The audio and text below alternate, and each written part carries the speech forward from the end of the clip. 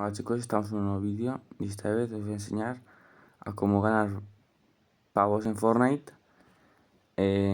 Pavos de Fortnite en Android. Para empezar tenéis que instalaros esta aplicación llamada Lootboy. Os la dejaré para la descripción. Y bueno, para conseguir pavos de Fortnite tienes que, por ejemplo, darle... Voy a abrir yo este paquete a ver si me toca. Lo abro y a ver si me toca. Tenéis que abrir un sobre y tenéis mucha suerte, de verdad.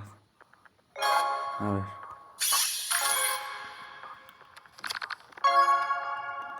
Como veis, yo he conseguido gemas en este juego y ítems de estos juegos y monedas.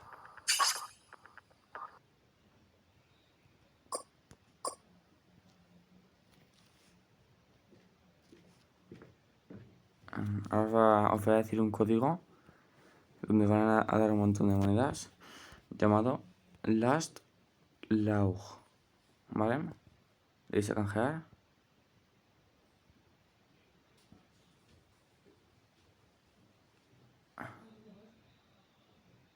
Ha expirado, chavales. Bueno, pues demasiado tarde para ese código. La verdad es que no me lo esperaba. También podéis ganar puntos de FIFA 21, de Fall Guys, de Fortnite, como ya os decía. Es que no puedo porque paso de gastar mi dinero, la verdad.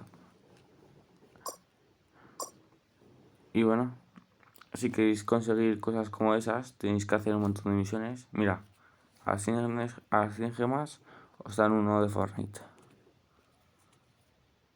Para PC, para PlayStation y para Xbox. Y para Switch.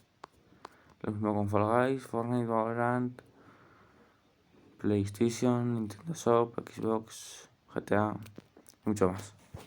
Bueno, espero que os haya gustado este vídeo y dejad un buen like. Adiós.